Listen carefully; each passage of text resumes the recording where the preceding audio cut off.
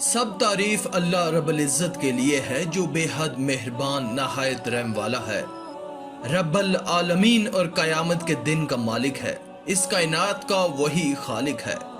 اللہ سب سے بے نیاز اور سب اسی کے محتاج ہیں، وہی حاجت روا اور سب سے اعلیٰ ہے۔ نہ وہ کسی کی اولاد ہے اور نہ اس کی کوئی اولاد ہے۔ ساری کائنات میں نہ کبھی کوئی ایسا تھا اور نہ ہوگا جو اللہ تعالیٰ کی مانند ہو۔ خدا تعالیٰ نے اپنے سچے پیغمبر کی تصدیق کے لیے کبھی بطور خود اور کبھی قوم کے مطالبے پر ایسی نشانیاں نازل فرمائیں جو انبیاء اور رسول کی تصدیق کا باعث بنی اور معجزہ کہلائیں۔ ان میں سے چند ایک کا ذکر آج کی اس ویڈیو میں کریں گے۔ اللہ رب العزت نے نوح علیہ السلام کی قوم کے تمام کافروں کو طوفان آب سے غرق کر دیا۔ نوح علیہ السلام اور اس کے ساتھیوں کو جو کشتی پر سوار تھے انہیں بچا لیا۔ اللہ رب العزت نے کشتی کے تحفظ کو رہتی دنیا تک کے لیے نشانی بنا دیا۔ حضرت ہود علیہ السلام کی قوم عاد کے غرور و سرکشی پر ہولناک عذاب 8 دن اور 7 راتیں ہوا کے طوفان نے اسے تباہ و برباد کر دیا۔ حضرت صالح علیہ السلام کی دعا پر اللہ رب العزت نے ایک ٹھوس چٹان سے بطور نشانی ایک اونٹنی نکالی جس کا نام ناکا تھا۔ ناکا کو ہلاک کرنے پر حضرت صالح علیہ السلام کی قوم کو ہیبت ناک آواز یعنی ایک چیخ اور کڑک سے ہلاک کر دیا۔ بادشاہ نمرود اور اس کی رعایا نے جب حضرت ابراہیم علیہ السلام کو دیکھتی آگ میں جلایا تو اللہ رب العزت کے حکم سے آگ حضرت ابراہیم علیہ السلام پر سلامتی والی بن گئی، جو ابراہیم علیہ السلام کی صداقت کے لیے معجزہ تھا۔ حضرت اسماعیل علیہ السلام کی قربانی کا واقعہ، جب حضرت ابراہیم علیہ السلام اپنے بیٹے حضرت اسماعیل علیہ السلام کو ذبح کرنے لگے تو اللہ رب العزت نے حضرت اسماعیل علیہ السلام کو ذبح ہونے سے بچا لیا اور ابراہیم علیہ السلام کے ہاتھوں دمبا ذبح کرا دیا۔ جب حضرت ابراہیم علیہ السلام نے حیات بعد الموت یعنی مر جانے کے بعد جی اٹھنے سے متعلق اللہ تعالیٰ سے سوال کیا کہ وہ کس طرح ایسا کرے گا تو اللہ رب العزت نے فرمایا، چند پرندے لو، انہیں ٹکڑے ٹکڑے کر کے سامنے والے پہاڑ پر ڈال دو، کچھ فاصلے پر کھڑے ہو کر ان کو پکارو۔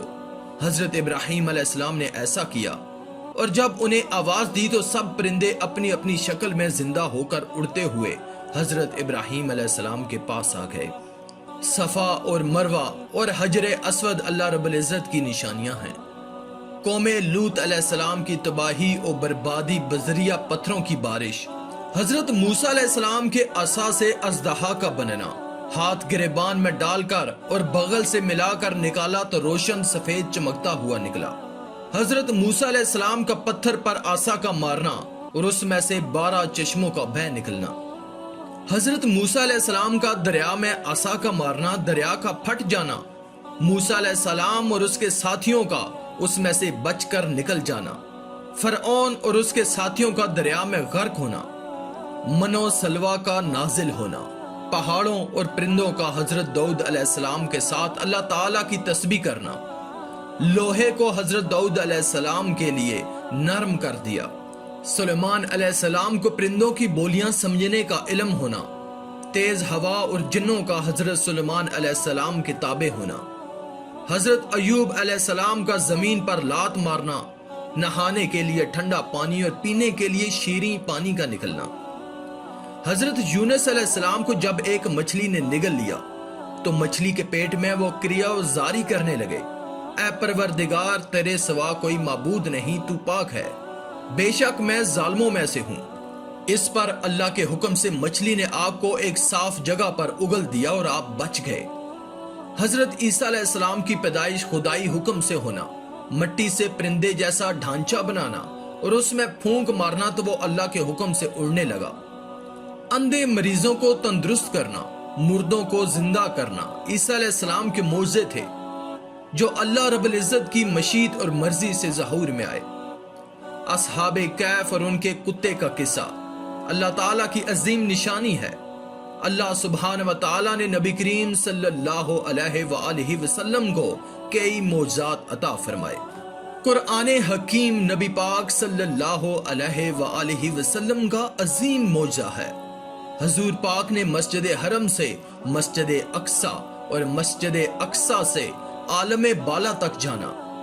چلچلاتی دھوپ میں بادل کے ٹکڑے کا پیارے آقا کے سر پر سایہ کرنا، آپ صلی اللہ علیہ وآلہ وسلم کے لعاب کی برکت سے کڑوے کنویں کا میٹھا ہو جانا، کثرت آب کثرت طعام، بیماریوں کی شفا یابی، ابو بکر صدیق رضی اللہ تعالیٰ عنہ کے وجود سے سام کے زہر کا اثر ختم ہونا، علی المرتضی رضی اللہ تعالیٰ عنہ کی آنکھوں سے آشوب کا زائل ہو جانا، پیارے آقا کی انگلی کے اشارے سے چاند کا 2 ٹکڑے ہونا، غزوہ بدر میں دشمنوں کی جانب مٹھی بھر خاک کا پھینکنا اور مسلمانوں کو فتح حاصل ہونا، مکہ مکرمہ سے ہجرت کرتے وقت کفار پر دھول ڈالتے ہوئے باحفاظت اپنے گھر سے باہر نکل جانا، غار سور میں دشمنوں سے محفوظ رہنا، یہ سب اللہ رب العزت کی قدرت و حکمت کی نشانیاں ہیں جو رسول اللہ صلی اللہ علیہ وآلہ وسلم سے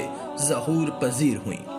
اللہ تعالیٰ کا فرمان ہے، دین تو اللہ کے نزدیک اسلام ہی ہے، اور جس نے اللہ کی ہدایت کی رسی کو مضبوط پکڑ لیا وہ سیدھے رستے لگ گیا، اور جو کوئی اسلام کے سوا اور دین کا طالب ہوگا وہ اس سے ہرگز قبول نہیں کیا جائے گا۔ فرمایا، پورے کے پورے داخل ہو جو اسلام میں، عبادت کرو اللہ کے سوا کوئی معبود نہیں، اللہ سلامتی کے گھر کی طرف تمہیں بلاتا ہے، سو تم مجھے یاد کرو میں تمہیں یاد کروں گا، اور میرا احسان مانتے رہنا اور ناشکری نہ کرنا۔ موجودہ حالات میں جہاں مادہ پرستی اور ہوس، زر و خواہش نے جو بڑے خطرناک رخ اختیار کرنے شروع کر دیے ہیں، اس بات کی اشد ضرورت ہے کہ ہم قرآنی تعلیمات اور رسول اللہ صلی اللہ علیہ وآلہ وسلم پر عمل پیرا ہوں۔ ارشاد ربانی ہے، جو کوئی کہنے پر چلا اللہ تعالیٰ کے اور اس کے رسول کے، اس نے بڑی مراد پائی۔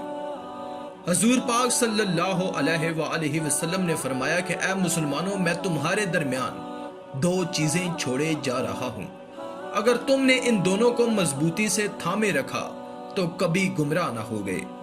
ایک تو اللہ کی کتاب قرآن ہے اور دوسری اس کے نبی کی سنت۔ ہماری دعا ہے، اے پروردگار ہمیں قرآن و سنت پر عمل پیرا ہونے کی توفیق عطا فرما، آمین۔